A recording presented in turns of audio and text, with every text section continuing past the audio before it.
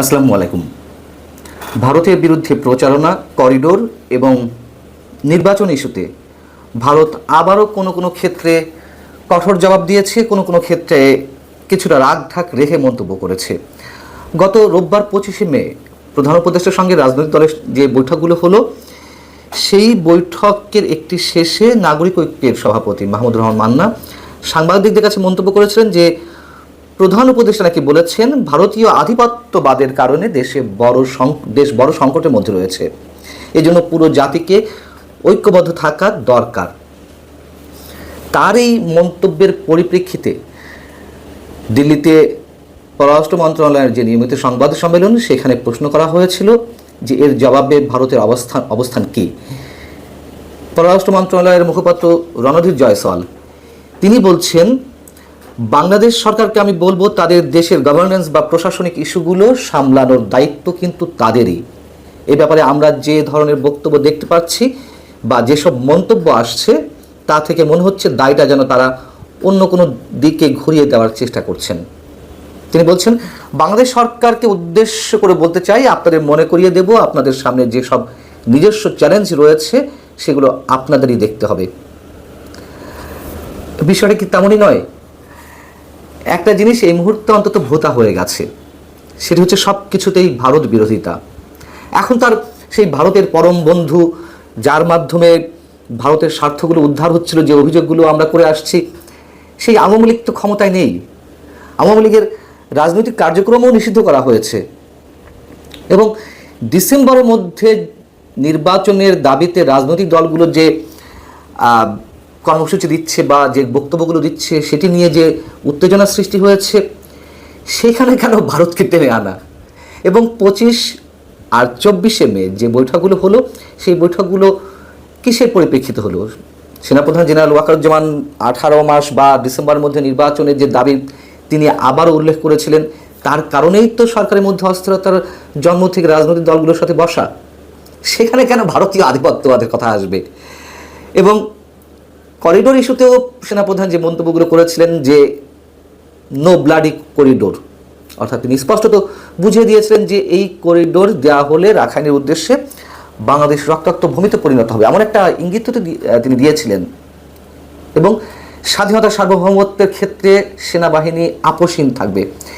এটিকে কেন্দ্র করে যে উত্তেজনা, যে অস্থিরতা সরকারের মধ্যে, সরকারের বিভিন্ন জায়গা থেকে যে নতুন নতুন উত্তেজনাকর মন্তব্য করা হচ্ছিল সেনাবাহিনীকে আক্রমণ করে, তার সাথে তো ভারতীয় আধিপত্যবাদের কিছু নেই।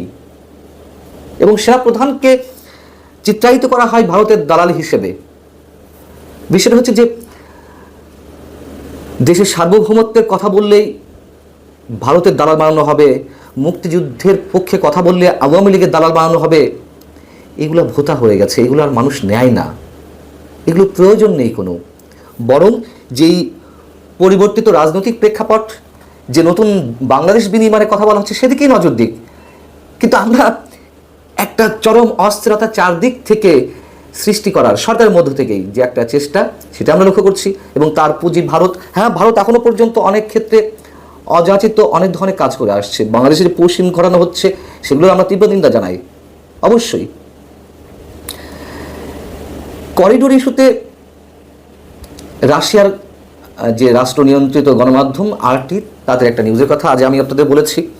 রাশিয়াও যে করিডোর ইস্যুতে কী করতে চাইছে, সেটাও তাদের রিপোর্টের মধ্যে দিয়ে ইঙ্গিত দিয়েছে। এবং আমি বরাবরই বলে আসছি যে এই করিডোর ইস্যুতে রাশিয়া, ভারত এবং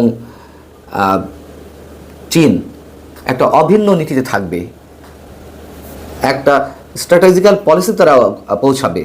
কোনো অবস্থায় তারা এই করিডোর দিতে দেবে না। সেই জায়গা থেকে ভারত আবার লালমনিরহাটে যে আমাদের যে পুরাতন বিমান ঘাঁটি, সেখানে চীনের অর্থায়নে নতুন করে সেটি বিনির্মাণ করা হতে পারে, নতুন করে আবার সক্রিয় করা হতে পারে, সেই জায়গা থেকে আবার ভারত বিরোধিতা করছে। এখন এই জায়গাগুলোতে অবশ্যই আমরা প্রতিবাদ জানাই।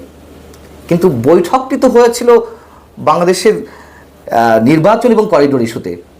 সেখানে আমরা কেন ভারতীয় আধিপত্যবাদের কথা বারবার তুলে নিয়ে আসবো? একটা জুজুর ভয় দেখানোর চেষ্টা করা হচ্ছে সবসময়।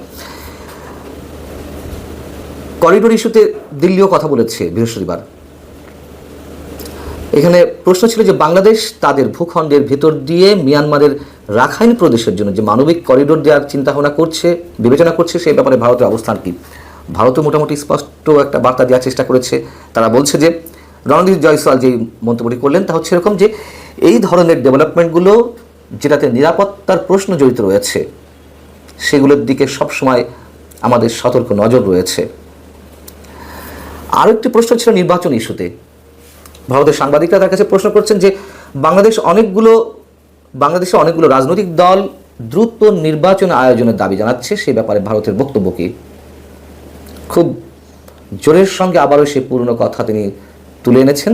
উত্তরে তিনি বলছেন যে আমরা বাংলাদেশে নির্বাচন আয়োজন নিয়ে বারবার একটা কথাই বলে আসছে, বাংলাদেশকে তাদের দেশের মানুষের রায় ও ম্যান্ডেট কি সেটা যাচাই করতে হবে। যদিও তাদের এই কথা শুনলে আমাদের এখনও পর্যন্ত হাসি পায় যে বাংলাদেশে যে তিনটি নির্বাচন হয়েছে 2014, 24, 18, সেখানে ভারতের কী অবস্থান ছিল আমরা সেটা জানি। যাই হোক, এখন তাদের অবস্থান থেকে তারা এই কথাগুলো বলছে এবং রণদীপ জয়সওয়াল আবারও বলছেন যে আর সেটা করতে অন্তর্ভুক্তিমূলক সুষ্ঠু ও অবাধ একটা নির্বাচনের মাধ্যমে খুব তাড়াতাড়ি করতে হবে। অন্তর্ভুক্তিমূলক ইনক্লুসিভ নির্বাচনের কথা বলছে। নিশ্চয়ই তারা আওয়ামী লীগকে মিন করে বলছে যে আওয়ামী লীগকে সাথে নিয়েই নির্বাচন করতে হবে। এখন আওয়ামী লীগের রাজনৈতিক কার্যক্রম তো নিষিদ্ধ, আওয়ামী লীগের নিবন্ধন বাতিল করা হয়েছে, সেই জায়গাটাতে ইনক্লুসিভ নির্বাচন কীভাবে হবে? অনেকের এখনও ধারণার বাইরে যে আসলে কীভাবে আওয়ামী লীগ নির্বাচনে আসবে নাকি আওয়ামী লীগকে ছাড়াই নির্বাচন হবে। যেটিই হোক না কেন, যেই পরিস্থিতিই হোক না কেন, ভারত আওয়ামী লীগকে নির্বাচন আনার জন্য সব ধরনের চেষ্টা করবে এবং আমার ধারণা যতটুকু জানা যাচ্ছে, শোনা যাচ্ছে, শেষমেশ আওয়ামী লীগের নিবন্ধন আবার তাদেরকে ফিরিয়ে দিয়ে তাদেরকে নির্বাচনে নিয়ে আসবে। এর জন্য ভারত অবশ্যই পরিকল্পনা করছে, প্ল্যান করছে। এখন কিভাবে করবে, কিভাবে বাস্তবায়ন হবে সেটা নিশ্চয়ই ভবিষ্যতে বলে দেবে। ভালো থাকুন সবাই।